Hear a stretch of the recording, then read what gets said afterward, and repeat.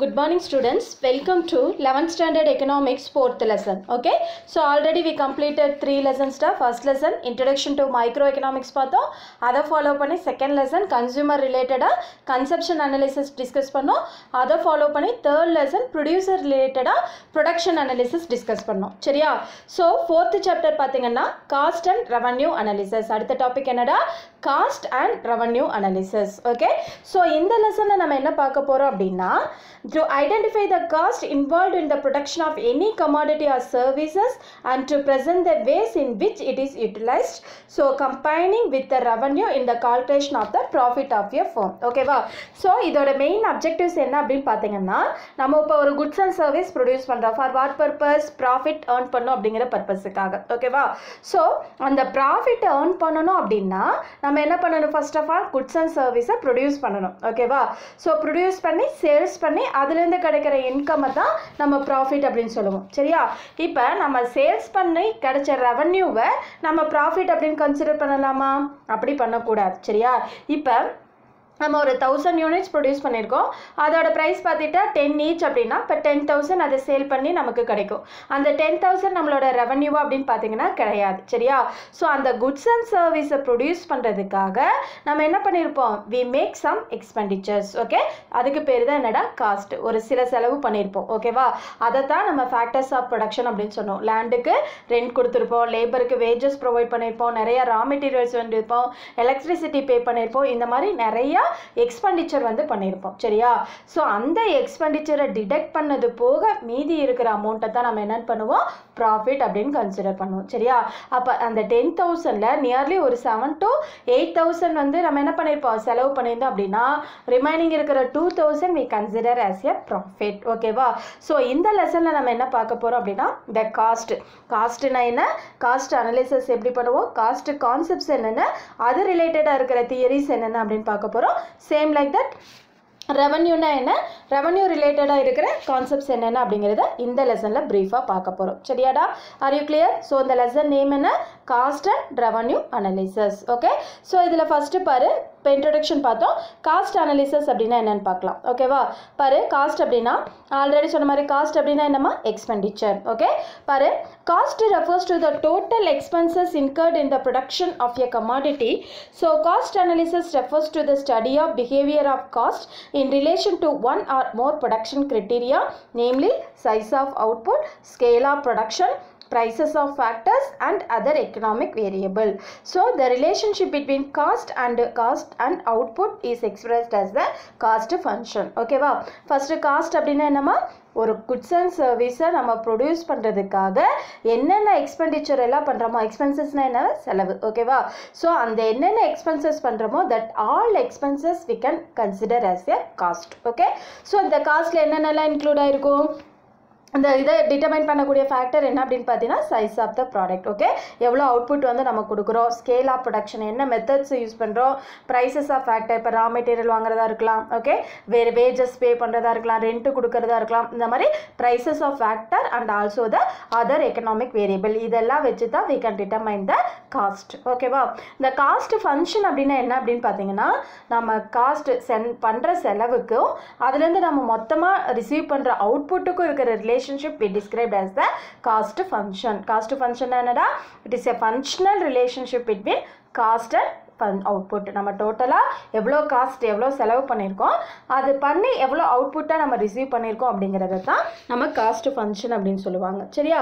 So இதை simplify பண்ணி கொடுத்துருக்காங்க பாரு. காஸ்ட் ஃபங்க்ஷன் எப்படி டிஸ்கிரைப் பண்ணலாம்?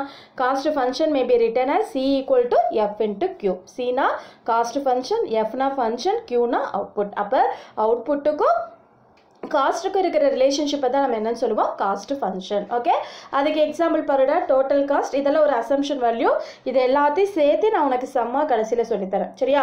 So TC equal to Q cube minus 18Q square plus 91Q plus 12. இது ஒரு ஃபங்க்ஷன், அவ்வளோதான். நம்ம மேக்ஸில் எப்படி ஒரு சம் மாதிரி கொடுப்பாங்க இல்லையா, அது மாதிரி காஸ்ட் ஃபங்க்ஷனுக்கு காஸ்ட்டுக்கும் அவுட்புட்டுக்கும் இருக்கிற ரிலேஷன்ஷிப்பை தான் அந்த எக்ஸாம்பிளில் கொடுத்துருக்காங்க. சரியா?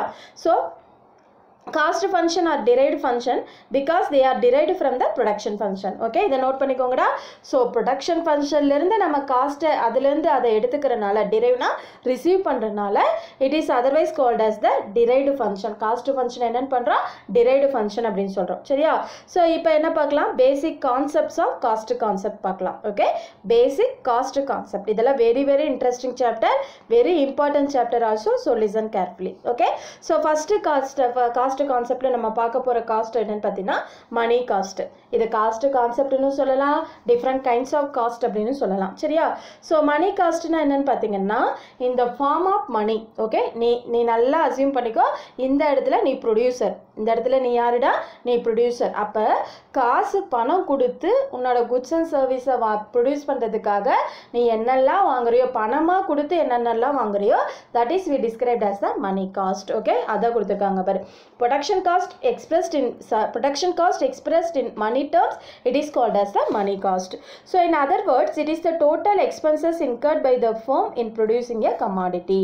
So money cost என்னென்னலாம் include ஆயிருக்கும், expenditures such as cost of raw material, payment of wages and salaries, payment of rent, interest on capital, capital expenses on fuel and power, expenses on transportation and other types of production related cost. Okay வா? அப்போ மணி காஸ்ட்னா என்னடா ஞாபகம் வச்சுக்கோ, இந்த form of money, பணமாக கொடுத்து நம்ம என்னென்னலாம் செலவு பண்ணுறோமோ நம்ம குட்ஸ் அண்ட் சர்வீஸை ப்ரொடியூஸ் பண்ணுறதுக்காக, that is we described as the money cost. இன்னும் சிம்பிளாக சொல்லணும் அப்படின்னா டோட்டல் மணி எக்ஸ்பென்சஸ், பணமாக கொடுத்து நம்ம என்னென்ன செலவு பண்ணுறோமோ that is we described as the money cost. Okay, அப்போ நம்ம என்ன பண்ணுவோம், பணம் கொடுத்து ரா மெட்டீரியல் வாங்குவோம், நம்ம லேபர் நம்ம இதில் ஒர்க் பண்ணுறவங்களுக்கு வேஜஸ் கொடுப்போம், சேலரிஸாக கொடுப்போம், ரெண்ட்டு லேண்டு வாடகைக்கு எடுத்திருந்தோம் அப்படின்னா ரெண்ட்டாக பே பண்ணுவோம், கேபிட்டல் வாங்கியிருந்தோம் அப்படின்னா அதுக்கு இன்ட்ரெஸ்ட் இது பண்ணுவோம். ஓகே, மணி பாரோ பண்ணியிருந்தோம்னா அடுத்தது ஃபியூயல் அண்ட் எலக்ட்ரிசிட்டிக்கு நம்ம வந்து மணி பே பண்ணுவோம். ஓகேவா? Transportation cost. அப்போ இது எல்லாமே அமௌண்ட்டாக கொடுத்து நம்ம என்னென்னலாம் வாங்குறோமோ it is we described as the money cost. Okay, so these costs are considered as the out of pocket expenses. Okay, இதுக்கு இன்னொரு நேம் பாருடா, இது எல்லாமே அண்டர்லைன் பண்ணிக்கோங்க. money cost is otherwise called as prime cost or director cost or nominal cost or accounting cost or explicit cost or out of pocket cost and suiting to context. இதெல்லாமே money cost ஓட another names. ஓகேவா தங்கம்? அடுத்தது பாரு real cost. Okay, மணி காஸ்ட்டுக்கு full contrast. ஓகேவா? Real cost அப்படின்னு என்னென்னு பார்த்தீங்கன்னா pain and sacrifice. Okay, இப்போ நீ ப்ரொடியூசர், நீ யார் தங்க, நீ வந்து குட்ஸ் அண்ட் சர்வீஸ் ப்ரொடியூஸ் பண்ணுற ஒரு ப்ரொடியூசர். ஓகே, அந்த ப்ரொடியூசராக இருந்து நீயே அதில் எம்ப்ளாயாகவும் இருந்த அப்படின்னா ஓகேவா, அப்போ அதுக்காக நம்ம பணமாக ரிசீவ் பண்ணியிருக்க மாட்டோம், ஆனால் நம்மளோட பெயின் அண்ட் சாக்ரிஃபைஸ் வந்து அதில் உள்ள இன்வால்வ் ஆகிருக்கும். சரியா? இப்போ ஃபார் எக்ஸாம்பிள் நம்மளோட ஓன் லேண்டையே இல்லை ஓன் ஹவுஸையே இல்லை ஓன் இதையே வந்து நம்ம வந்து நம்மளோட ஆஃபீஸ் பர்பஸுக்காக யூஸ் பண்ணலாம், ஃபேக்ட்ரி மாதிரி யூஸ் பண்ணலாம். ஓகேவா? அதே மாதிரி நம்ம ஓன் வெஹிக்கிள் கார் மாதிரி வச்சுருந்தோம் அப்படின்னா அதை நம்ம பிஸ்னஸ்க்கு டிரான்சாக்ஷனுக்கு யூஸ் பண்ணலாம். நீ ஓனராக இருந்து நீயும் அதில் one of the part of the மெம்பராக இருந்த அப்படின்னா உனக்கு அதில் சேலரியாக எடுத்துக்க மாட்டேன், ஆனால் உனக்கு சேலரியாக ஒரு அமௌண்ட்டை வந்து அதில் அலாட் பண்ணி வச்சுருப்போம். சரியா? ஸோ இந்த மாதிரி நம்மளோட பெயின் அண்ட் சாக்ரிஃபைஸ் அந்த காஸ்ட்டில் இன்க்ளூட் ஆகிருந்தது அப்படின்னா that is we described as the real cost. Okay, பாரு, real cost refers to the payment made to the compensate the efforts and sacrifice of all factor owners for their services in production. So it includes the effort and sacrifice of landlords in use of land, capitalists to save and invest, and workers in foregoing lesser. Okay va? So Adam Smith regarded pain and sacrifice of labor as a real cost of production. அப்ப real cost என்னன்னா அந்த producer ஓட அந்த entrepreneur ஓட அந்த owner ஓட pain and sacrifice உள்ள include ஆயிருந்தது அப்படின்னா that is we described as the real cost. Are you clear தங்க? அடுத்தது பாரு explicit cost. அடுத்தது என்னடா explicit cost. ஓகேவா? இப்போ explicit cost அப்படிங்கிறது நம்ம ஃபர்ஸ்ட் பார்த்தோம்ல மணி காஸ்ட் தான் explicit cost அப்படின்னு சொல்லுவோம். பாரு, payment made to the others for the purchase of factors of production is known as explicit cost. Okay, so நம்ம ஃபேக்டர்ஸ் ஆஃப் ப்ரொடக்ஷனை பர்ச்சேஸ் பண்ணுறதுக்காக பேமெண்ட் வந்து அதர் மற்றவங்களுக்கு இப்போ ரா மெட்டீரியல் நீ வாங்குற. ஓகேவா? அப்போ நீ என்ன பண்ணுவ, பணத்தை வந்து மற்றவங்கிட்ட கொடுத்து இன்னொரு ப்ரொடியூசர்கிட்ட கொடுத்து நீ வாங்குவ. சரியா? So those type of cost we described as the explicit cost. Okay, so it refers to the actual expenditure of the firm to purchase or hire the input of the firm needs. ஸோ explicit cost என்னென்னமா include ஆகும், wages, payment for raw material, rent for building கொடுக்குற வாடகை, interest for capital investor, expenditure on transport and advertisement, other expenses like licence fees, depreciation and insurance charges etcetera. So it is otherwise called as, இதுக்கு இன்னொரு name என்னடா, accounting cost, out of packet cost or money cost. Are you clear தாங்க? அப்போ explicit காஸ்ட்னா என்னம்மா, payment made to the others for the purchase of factors of production. அப்போ factors of production input இருந்தால் தான் நம்ம அவுட்புட்டாக கொடுக்க முடியும். அப்போ நீ ப்ரொடியூசராக இருந்தாலும் இன்புட்டை நீ பர்ச்சேஸ் பண்ணி தானே ஆகணும். அந்த இன்புட்டு பர்ச்சேஸ் பண்ணுறதுக்காக நீ கொடுக்குற payment we described as the explicit cost. அந்த காஸ்ட்டுக்கு என்னடா பேர், எக்ஸ்பிளிசிட் காஸ்ட். ஓகேவா? அடுத்தது இம்ப்ளிசிட் காஸ்ட் அப்படிங்கிறது லைக் நான் சொன்ன மாதிரி ரியல் காஸ்ட், நம்மளோட பெயின் அண்ட் சாக்ரிஃபைஸ். ஓகேவா? Payment made to the use of resources that the firm already owns is known as the implicit cost.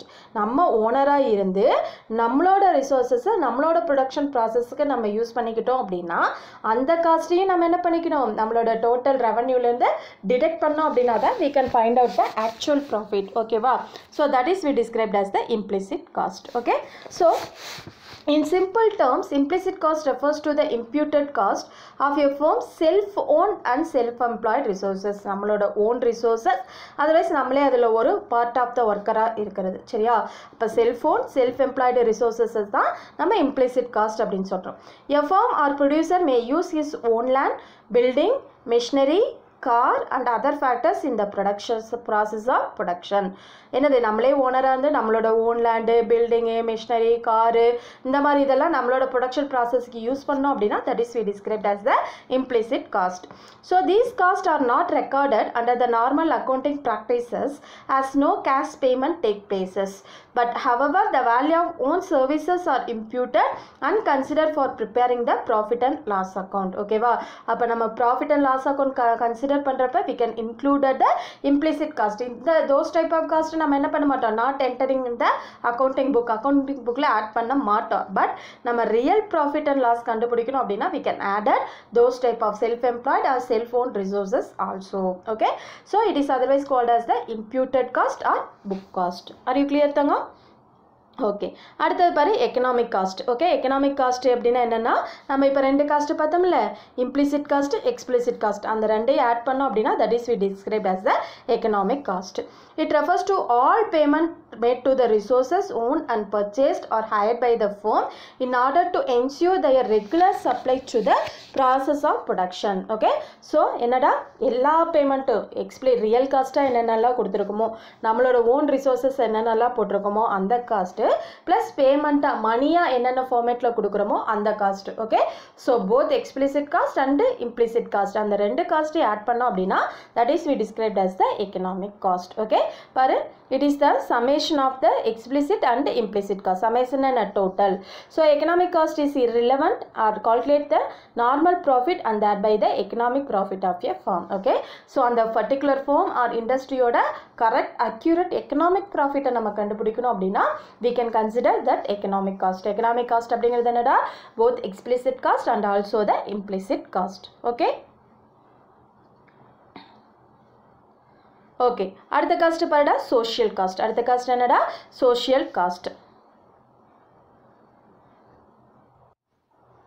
So social cost என்னன்னு பாரு, it refers to the total cost borne by the society due to the production of the commodity. Okay, பாரு, Alfred Marshall define, இதை note பண்ணிக்கோங்கடா, the term social cost to represent the effort and sacrifice undergone by the various members of the society in producing a commodity. But social cost is not borne by the firm but incurred by the others in the society. இதுக்கு example சொன்னால் உனக்கு இந்த cost என்னன்னு புரியும் பாரு. For example, இப்போ large business firm causes air pollution, water pollution and other damages in particular area which involve the cost of to the society. அதாவது அந்த பர்டிகுலர் ஃபார்மோ ஒரு ஹியூஜ் லார்ஜ் ஸ்கேல் இண்டஸ்ட்ரியோ, இப்போ டெக்ஸ்டைல் இண்டஸ்ட்ரீஸ் எல்லாம் எடுத்துக்கிட்டோம், பெரிய ஹியூஜ் லார்ஜ் ஸ்கேல் இண்டஸ்ட்ரீஸ் எல்லாம் எடுத்துக்கிட்டோம் பார்த்தீங்கன்னா இதனால் நிறைய வாட்டர் பொல்யூஷன் வருது, அதுலேருந்து வெளியில் வர ஸ்மோக்னால பார்த்தீங்கன்னா ஏர் பொல்யூஷன் கிரியேட் ஆகுது. சரியா? அப்போ அந்த சுற்றி இருக்கிற சரௌண்டிங் ஏரியா சொசைட்டி வந்து பர்டிகுலராக நிறைய அஃபெக்ட் ஆகுது. ஓகே, ஸோ அந்த சொசைட்டிக்காக அதோட வெல்ஃபேருக்காக பண்ணக்கூடிய காஸ்ட் என்னன்னு சொல்லுவோம், சோஷியல் காஸ்ட். ஓகேவா? அதான் It refers to the total cost borne by the society due to the production of the commodity. So ஒரு particular product or commodity produce பண்ணுறதுனால அந்த total cost யார் affect பண்ணுது, society affect பண்ணுச்சு அப்படின்னா those type of cost we described as the social cost. ஓகேவா? அதுக்கு நம்ம எக்ஸாம்பிள் பார்த்தோம். என்னது, லார்ஜ் பிஸ்னஸ் ஃபார்ம்ஸ் எல்லாம் பார்த்தீங்கன்னா அதனால் ஏர் பொல்யூஷன் வாட்டர் பொல்யூஷன் எல்லாம் அதிகமாக க்ரியேட் ஆகுது. ஸோ அதனால் அந்த பர்டிகுலர் ஏரியா டேமேஜ் ஆகி அதை ரெக்கவர் பண்ணுறதுக்காக we can make some cost, means that is we described as the social cost. Okay wow? So these costs are treated as the social cost. It is also called as the external cost. இதுக்கு என்னடா பேரு, external cost. Okay, are you clear Thangam?